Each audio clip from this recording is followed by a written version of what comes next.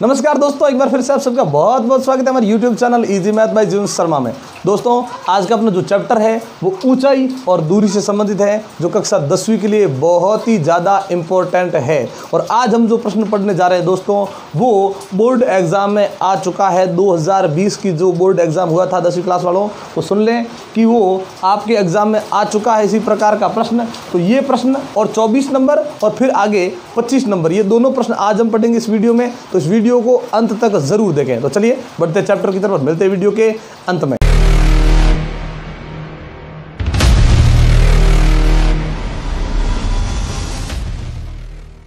आज के इस प्रश्न में एक 12 मीटर ऊंचा पेड़ तेज हवा से इस प्रकार टूट जाता है। ध्यान रखें, ये 12 मीटर ऊंचा पेड़, यानी टूटने से पहले वो 12 मीटर का एक पेड़ है। ध्यान रखें, ये जो है टूटने के बाद 12 मीटर नहीं है, लिखा है ना 12 मीटर ऊंचा पेड़ है, फिर वो तेज हवा से टूट जाता है। यानी पहले ये जो ऊंचाई है इसकी, वो है इसकी 12 मीटर, यहाँ से लेकर और यहाँ तक ये जो पूरी ऊंचाई है वो इसकी 12 मीटर है, और ये हो गई वापस समतल जमीन। चलिए फिर क्या हुआ, तेज हवा से इस प्रकार टूट जाता है कि उसका जो ये शीर्ष, उसका शीर्ष जमीन को छूने लगता है। अब देखिए, ये शीर्ष इस प्रकार से जाएगा और जमीन को छूने लगेगा, और जमीन के साथ 60 डिग्री का कोण बन जाएगा। देखिए, आपकी जो 2020 की जो बोर्ड परीक्षा थी 10वीं क्लास वालों के लिए, वहां पे जमीन के साथ 30 डिग्री का कोण था और यहाँ जमीन के साथ 60 डिग्री का कोण है। केवल यही अंतर है, बाकी ये प्रश्न पूरा का पूरा बोर्ड में आ चुका है।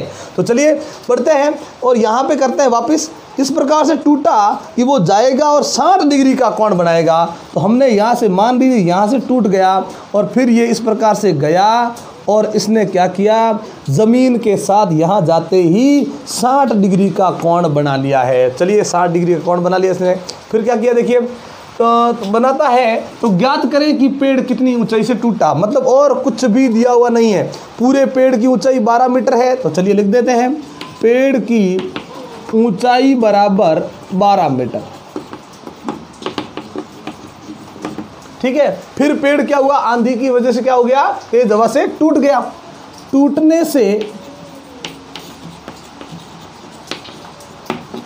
पेड़ का शीर्ष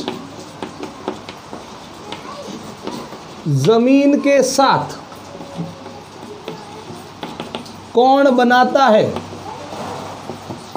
वो कोण हो गया कितना, 60 डिग्री। अब देखिएगा दोस्तों, ये टोटल जो पूरी ऊंचाई है वो 12 मीटर है, लेकिन मान लीजिए अब ये पेड़ का ऊपरी भाग यहाँ से टूट चुका है। मतलब यहाँ से लेकर वापस यहाँ तक कितना है, 12 मीटर। ध्यान रखें, ये पेड़ का ये तो अभी खड़ा है भाग, जो टूटा नहीं। ये टूटा हुआ भाग पहले कहाँ था, ऊपर ही था ना। तो ये जो पूरी ऊंचाई यहाँ से लेकर यहाँ तक माप लिया जाए त्रिभुज के हिसाब से, तो वो क्या है, लंब और कर्ण है।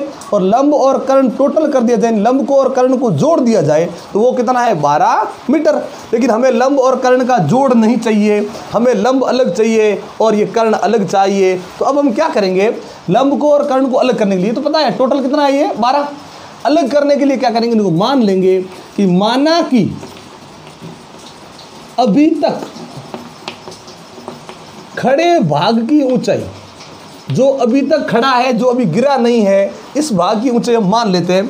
खड़े भाग की ऊंचाई, और मैंने मान लीजिए वो कितनी, x। तो चलिए मैंने यहाँ से यहाँ तक ये जो आई, इसे मैंने x मान लिया है। तो अब देखिए, सोचिए, यहाँ से लेकर अगर टोटल जोड़ा जाए तो कितना है, 12। उसमें से ये हमने कितनी मान ली, x, यानी 12 में से ही हमने x मानी है। तो बचा क्या, ये कौन सा भाग है, टूटे हुए भाग की लंबाई। तब टूटे हुए भाग की लंबाई, तो हम खुद सोच सकते हैं कि हमें करना क्या है कि जब टूटे हुए भाग की लंबाई चाहिए, तो यहाँ से लेकर हमने शुरू की थी, यहाँ से यहाँ तक टोटल कितना हुआ था, 12। उस 12 में से मुझे केवल ये भाग बताना है। तो हम क्या करेंगे, जो अभी तक खड़ा भाग है उसकी लंबाई घटा लेंगे, यानी कितनी थी, x थी, वो घटा लेंगे। तो अब देखिए, ये आ गई खड़े भाग की ऊंचाई, x मान ली हमने। तो फिर ये कितनी बचेगी, टोटल जो 12 था, उस 12 में से ये x जो भी ऊंचाई है, संख्या होती तो संख्या घटाते, चर है तो चर के रूप में घटा देंगे। तो माइनस लिख दिया x, 12 माइनस x, टोटल लंबाई में से खड़े भाग की ऊंचाई है वो लंबाई है वो घटा ली, तो हमें टूटे हुए भाग की लंबाई है वो प्राप्त हो चुकी है। तो हमने क्या देखा यहाँ पे कि सर इसमें लंब की और कर्ण की बात हुई है। ध्यान रखें, लंब और कर्ण की बात हो चुकी है। अब आप कहोगे सर इसमें कहीं पे कर्ण की बात तो हुई नहीं है। अरे नहीं हुई, लेकिन यहाँ देखिए ये टोटल कितनी थी, 12 थी। किसका जिक्र था, लंब और कर्ण का। तो हम भी लंब और कर्ण का ही जिक्र करेंगे। त्रिभुज का नाम लिख दिया ए, यहाँ पे बी, यहाँ पे सी, एक ही त्रिभुज है। चलिए बढ़ते हैं त्रिभुज की तरफ। त्रिभुज ABC में हम क्या लेंगे अब, लंब और कर्ण। तो लंब बट्टे कर्ण, और लंब बट्टे कर्ण क्या होता है, साइन थीटा। लंब का मान, ये लंब है इसका मान है x, ये कर्ण है इसका मान है 12 माइनस एक्स, साइन 60 डिग्री है तो 60 डिग्री लिख देते हैं। चलिए आगे बढ़ते हैं। ये x का x बट्टा में 12 माइनस एक्स, घटा नहीं सकते इसको। साइन 60 का मान √3/2। अब इसको करते हैं, देखिए यहाँ भी भिन्न है यहाँ भी भिन्न है, इसका करते हैं वज्र गुणन। वज्र गुणन देखिए क्या आया, 2 का गुणा इस तरफ जाएगा हो जाएगा 2x, फिर ये दोनों इस तरफ जाएंगे तो ये 2 पद है, तो जैसे ही इसके साथ जाएंगे √3 का गुणा अंदर जाने के बाद 12 से भी हो जाएगा और -x से भी हो जाएगा। तो चलिए एक बार आप ऐसे लिख सकते हैं तो भाई √3 यहाँ पे है ही, ये पूरा गया इसके साथ गुणा में, तो ऐसे लिखेंगे 12 माइनस x, इस प्रकार से हम गुणा में लिखेंगे। फिर देखिए 2x का 2x, √3 अंदर गया तो 12 √3, फिर √3 गया तो x √3, इस प्रकार से ये गुणा हो चुका है। अब हम क्या करेंगे कि इस प्रकार सभी के खुलने के बाद में, अब आपको लग रहा है ना कोई बंद नहीं, किसी कोष्टक में नहीं, कोई भिन्न में नहीं, तो अब आपको क्या करना है, ये जो x आपको नजर आ रहा है इसको 1 करना है। यहाँ पे भी x है, यहाँ पे भी x है, एक तो है नहीं, कितने हैं, 2। तो पहले आप ऐसा करो कि इस x वाले को इस तरफ लेके आओ, देखिए भिन्न आ जाए दोनों तरफ, तो वज्र गुण करना है। फिर आपको क्या करना है, x वाले पद एक तरफ, तो ये तो 2x यहीं पे रहेगा बराबर, सॉरी, फिर यहाँ से ये आएगा कितना हो जाएगा, प्लस का x √3, ये माइनस का था ना, इस तरफ आने के बाद क्या बन गया, प्लस का, बराबर में वही बच गया, वो लिख देंगे 12 √3। वो यहाँ क्यों नहीं आया, क्योंकि उसके साथ कोई x नहीं है, हमें संख्या वैसे भी उस तरफ ही रखनी है, तो ये x वाला इस तरफ आ गया है। ये करने के बाद अब क्या करें, क्या इनकी हम जोड़ कर सकते हैं, नहीं कर सकते। चर के हिसाब से तो जोड़ हो सकती है, लेकिन इसके साथ रूट में 3 आया। मैंने बताया आपको जब भी जोड़ में रूट की कोई संख्या आए तो वो दोनों संख्याओं के साथ होनी जरूरी है, लेकिन ऐसा यहाँ पे नहीं है दोस्तों। तो चलिए आगे बढ़ते हैं, अब क्या करना है, अब x को लेंगे कॉमन, जोड़ बाकी नहीं हो रही है ना, x को कॉमन लेंगे, तो कॉमन लेने के बाद इसमें क्या बचा, 2, आगे प्लस तो है ही, फिर इसमें क्या बचा, √3, फिर बराबर में क्या है, 12 √3, तो ये 12 √3 लिख दिया। फिर क्या करेंगे, देखिए x तो बचेगा यहाँ पे 12 √3 है ही, ये पूरी की पूरी चीज़ चली जाएगी बट्टा के नीचे, 2 + √3। अंश में रूट है, हमें कोई दिक्कत नहीं, लेकिन हर में रूट है, तो ये हर अपरिमेय है, इसे हमें परिमेय बनाना पड़ेगा। 12 √3 कोई दिक्कत नहीं, लेकिन इसे क्या बनाएंगे, परिमेय।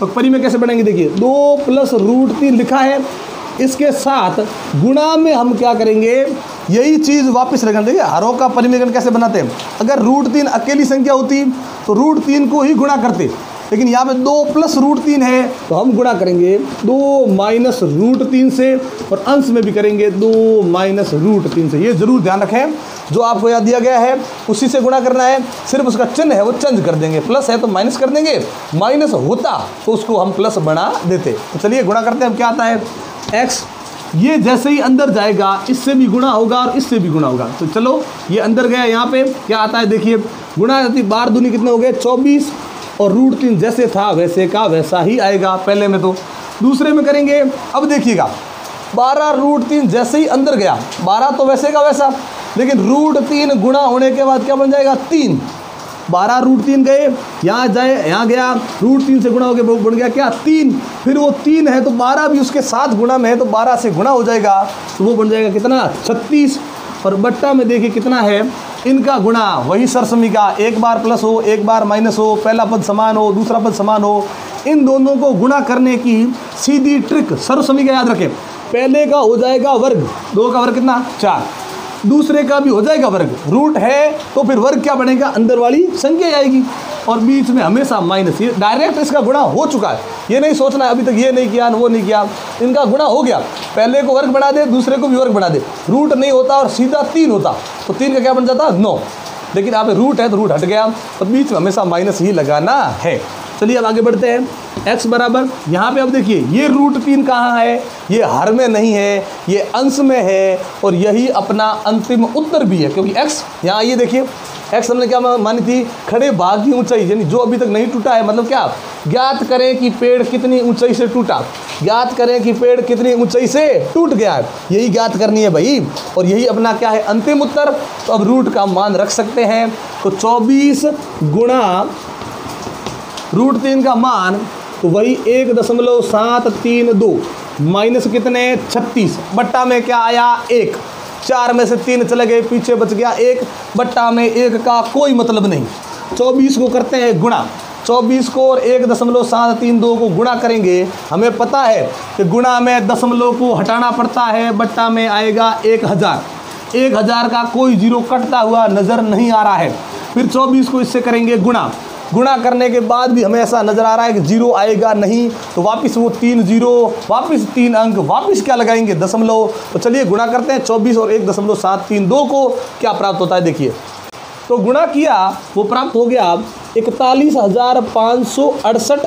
लेकिन देखिए दशमलव के पीछे 3 अंक थे, कोई जीरो नहीं कट रहा है, तो वापस ऐसी जगह दशमलव लगाएंगे कि 3 अंक रहने चाहिए। तो ये दशमलव आ गया 41.568 माइनस कितने करने हैं, 36। अब देखिएगा, जब दशमलव वाली संख्या 41.568 जो बड़ी है, उसमें जो छोटी संख्या जो घटानी है उसके अंदर दशमलव नहीं है।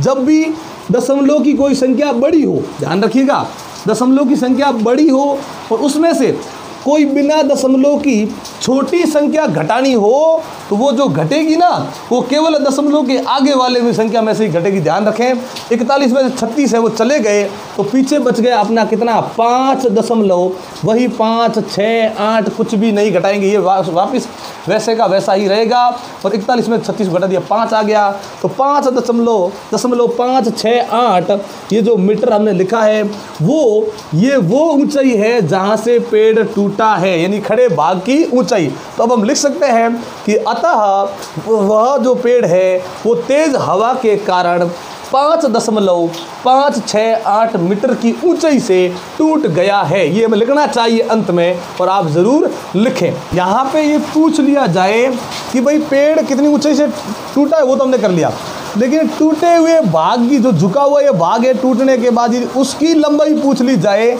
तो आप क्या करोगे, वही 12 में से टोटल लंबाई में से ये जो खड़े भाग की ऊंचाई आई वो घटा लेंगे। 12 में से 5.568 को घटाएंगे, फिर हमें वो टूटे हुए भाग की लंबाई भी ज्ञात हो जाएगी। अगर पूछा जाए तो वो भी हमें ज़रूर करना है।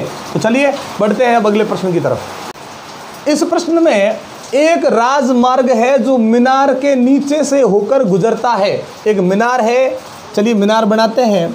ये हमने बना दिए मीनार, राजमार्ग होगा ज़मीन पर, ये ज़मीन पर ये राजमार्ग है जो इस मीनार के नीचे से होकर गुजरता है। ये नहीं रखना है आपको, ये नहीं देखना है कि सर मीनार है फिर ऐसे सर नीचे से कैसे गुजरेगा, नीचे से मतलब थोड़ा पास से गुजरेगा इस प्रकार से, लेकिन है मीनार के जस्ट नीचे से ही गुजर जाएगा। चलिए अब आगे देखते क्या है।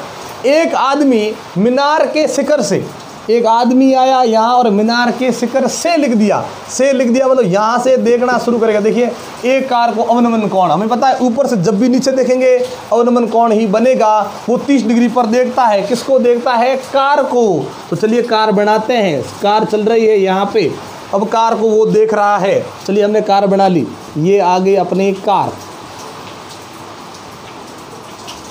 ये कार है और ये आदमी इस कार को देख रहा है अवनमन कोण पर। लेकिन मैंने बताया आपको जिस बिंदु से देखकर उन्नयन या अवनमन बनाना हो वहाँ आधार होना जरूरी है या क्षैतिज रेखा होनी जरूरी है, जो हमेशा ज़मीन के समांतर ही चलती है। अगर नहीं है तो पहले वो काल्पनिक रेखा बनाएंगे, फिर उसमें हम दृष्टि रेखा बनाएंगे। ये इसका हो जाएगा अवनमन कोण 30 डिग्री और ये जाकर वापस यहाँ भी बढ़ जाएगा 30 डिग्री। डिग्री, क्योंकि हमें पता है अंत एकांतर कोण युग्म के हिसाब से ये दोनों समांतर, ये तिर्यक छेदी रेखा, ये बन गए अंत एकांतर कोण युग्म के हिसाब से बराबर, ये हो गया 30 डिग्री। फिर क्या कहा देखिए आगे, वह कार एक समान गति से, ना तो तेज हो रही है ना धीरे चल रही है, जैसी अपनी चाल थी उसी चाल से चल रही है, और वो मीनार के नज़दीक आ रही है। तब 6 सेकंड के बाद, यानी वो कार यहाँ नज़दीक आ रही है, 30 डिग्री के अवनमन कोण पर वो देख रहा है आदमी। फिर जैसे ही 6 सेकंड तक चली, कैसे चली देखिए, अब कार यहाँ आ गई, मान लीजिए 6 सेकंड के बाद ये आ गई यहाँ पे। अब ये उसी कार को वापस देखेगा, लेकिन अब की बार बोला कि अवनमन कोण 60 डिग्री पर, यानी वही आधार से अब जो दृष्टि रेखा है वहाँ तक का ये जो कोण है वो 60 डिग्री का बन गया। तो यही कोण वापस यहाँ भी आ जाएगा, ये 60 डिग्री यहाँ पे आ गया। अब देखिए क्या कहा आगे, तो 6 सेकंड के बाद अवनमन कोण 60 डिग्री का हो जाता है। तो अब कार कितने समय में, अब यहाँ पे आप कार आ गई ना, अब कितने समय में मीनार के नीचे से गुजर जाएगी, ये है वो मीनार के नीचे से गुजर जाएगी, कितने समय में, मतलब हमें ज्ञात करना है यहाँ पे क्या समय। चलिए यहाँ पे समय ज्ञात कर लेंगे, ये हमें ज्ञात करना है, कोई दिक्कत नहीं। जो भी प्रश्न में है वो पहले हम लिख देते हैं कि प्रश्न में क्या क्या दिया गया है, और कुछ लिखा है तो वो लिख देते इसमें। चलिए वहाँ पे लिखा है कि 6 सेकंड के बाद, यहाँ देखिए कार यहाँ पे थी, यहाँ तक आई, वो आई कितने समय में, 6 सेकंड में। लेकिन दोस्तों ये ध्यान रखें कि हमें, यानी हमने जितने भी इस प्रकार के प्रश्न किए हैं उसमें समय का कोई जिक्र नहीं किया।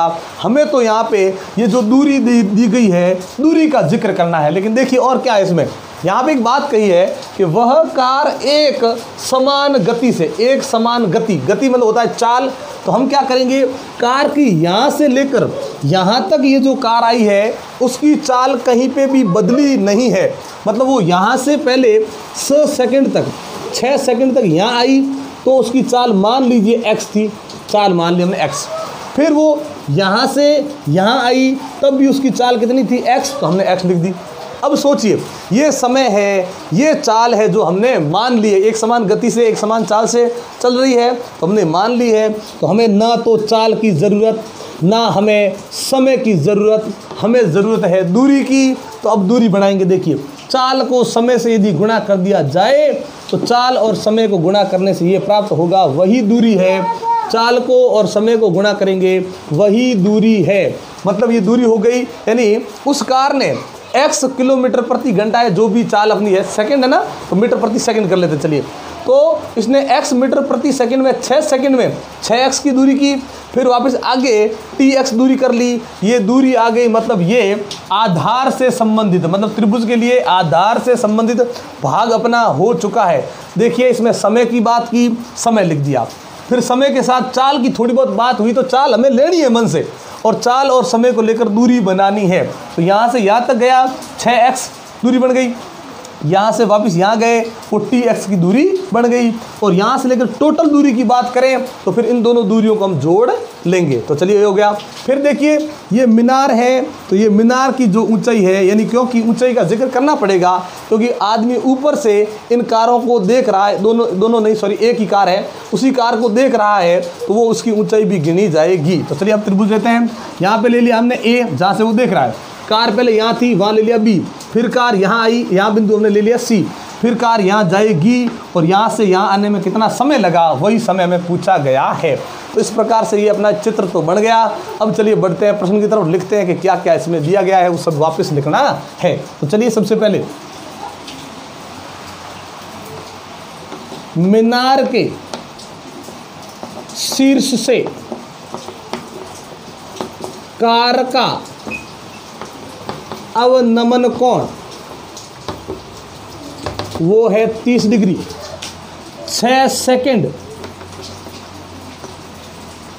के बाद कार का अवनमन कोण वो है 60 डिग्री। पहले 30 डिग्री था, फिर 60 डिग्री 6 सेकंड के बाद में। और हमने यहाँ पे क्या माना वो लिख देते हैं, माना कि कार की चाल, वो हमने मन से माना कि कार की जो चाल है वो कितनी मान ली, x।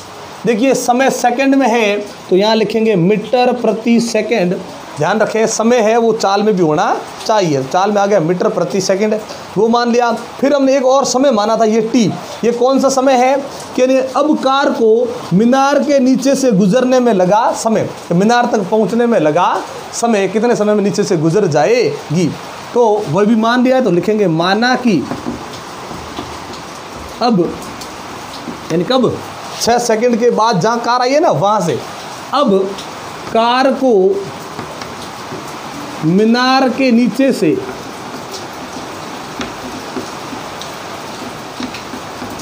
गुजरने में लगा समय, और वो समय हमने ले लिया टी सेकंड, लिख दें टी सेकंड लिख दिया आगे हमने। चलिए टी सेकंड हो गया। अब देखिए क्या करते हैं, प्रश्न में पकड़ते हैं त्रिभुज को। देखिए ये एक ही कार है, दो कार नहीं। पहले कार यहाँ थी, उस टाइम कार यहाँ पे नहीं थी।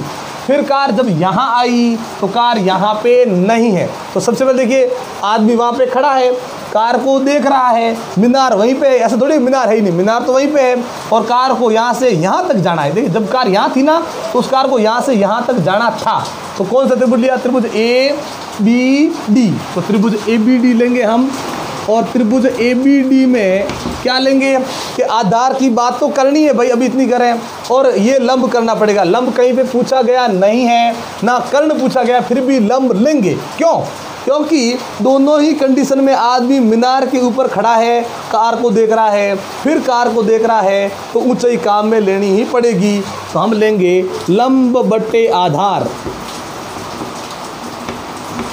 अब देखिए लंब बट्टे आधार क्या होता है, tan थीटा। चलिए लंब का मान AD यानी h ले सकते हैं, कोई दिक्कत नहीं, बट्टे आधार में देखिए D से लगाकर B तक आएगा, यानी कितना होगा BD। तो आधार ले लिया BD, फिर tan ये कितना है 30, tan 30 ले लिया। चलिए h का कोई मान प्रश्न में दिया हुआ नहीं, लेकिन BD जो ये है B से लगाकर D तक, उसके दो टुकड़े हो रहे हैं BC और CD। तो यहाँ कर देंगे दो टुकड़े BC प्लस CD बराबर tan 30 का मान 1/√3। चलिए अब बढ़ते हैं आगे बढ़ते हैं, फिर क्या देखता है। अब देखिए h का कोई मान नहीं, लेकिन BC का, B से लगाकर C तक क्या समय ले लें, नहीं। चाल ले लें, नहीं। क्या लेंगे, दूरी। दूरी कैसे बनी, समय और चाल को कर दिया गुणा, दूरी बन गई कितनी 6x। तो BC का मान बन गया यहाँ पे 6x, ये हमने 6x लिख दिया, फिर प्लस। फिर CD का मान, CD से C से लेकर D तक समय ले लें, नहीं। चाल ले लें, नहीं। हम दूरी लेंगे, कितनी हो जाएगी TX, वो ले ली TX, और 1/√3। फिर करेंगे इसका पक्षांतरण, जोड़ नहीं सकते, x की वजह से जुड़ जाएगा, लेकिन t इसमें है, t इसमें नहीं। दोनों में चर यदि समान हो, घात समान हो तो जुड़ सकते हैं, घट सकते हैं, लेकिन यहाँ जोड़ बाकी नहीं होगी। करेंगे इसका पक्षांतरण, यहाँ रहेगा केवल h बराबर, ये यहाँ से जाएगा ऊपर और 1 से गुणा होगा, तो 6x प्लस tx ही आएगा। 1 से गुणा करने से कोई मतलब नहीं, बट्टा में क्या है √3, वो √3 लिख के समीकरण नंबर 1 लगाएंगे, क्योंकि इसमें और कोई मान दिया हुआ नहीं है। ये हमने h का मान निकाला, ये h का मान, लेकिन कार कहाँ थी, बिंदु B पर थी। अब कार देखिए 6 सेकंड तक चलती है, यानी 6 सेकंड के बाद कार यहाँ से यहाँ आ जाएगी। अब कार यहाँ पे नहीं है, ये दृष्टि रेखा भी नहीं है, ये 30 डिग्री का कोण भी नहीं है, सबको छोड़ दिया पीछे वालों को। अब त्रिभुज आएगा ACD, ये त्रिभुज लेंगे। तो त्रिभुज ले लिया हमने ACD, और इस त्रिभुज में भी वही आधार और लंब लेंगे। लंब दोनों त्रिभुजों में लिया, क्योंकि लंब दोनों में क्या है, समान, और आधार तो लेना ही है, क्योंकि आधार के बारे में सारी बातें कही गई है। तो फिर लंब बट्टे आधार लिया, तो लंब हम ले लेते हैं क्या, h बट्टे आधार कौन है, यहाँ पे देखिए CD। ये दूरी लेनी है, समय नहीं, चाल नहीं, दूरी। और दूरी कितनी है TX बराबर कितना tan 60 डिग्री। h का मान नहीं, TX में किसी का मान नहीं, tan 60 का मान √3 हो गया।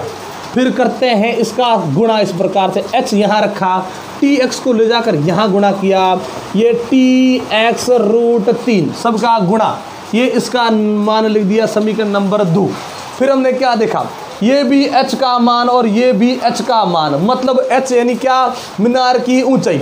अगर ये दोनों ही मीनार की ऊंचाई है तो क्या त्रिभुज अलग होने से मीनार की ऊंचाई अलग हो जाएगी? नहीं, ये दोनों ही ऊंचाइयां क्या है, बराबर। तो अब हम क्या करेंगे, h के इन दोनों मानों को समान रख लेंगे। चलिए समान करते हैं, कैसे करते हैं देखिए। समीकरण नंबर 1 व 2 से, समीकरण 1 व 2, दूसरे समीकरण में h का मान tx√3 और फिर पहले समीकरण में h का जो मान है 6x + tx/√3। जब दोनों ही h के मान है तो दोनों समान हो जाएंगे। अब क्या करेंगे देखिए, यहाँ भिन्न नहीं, यहाँ भिन्न है, तो इस हर को यदि हटाते हैं तो यहाँ ऊपर आके इससे गुणा हो जाएगा। ये अकेली संख्या अंश ही है। √3 को लाकर यहाँ √3 से गुणा करेंगे, वो बन जाएगा 3। √3 गुणा किया 3 बन जाएंगे।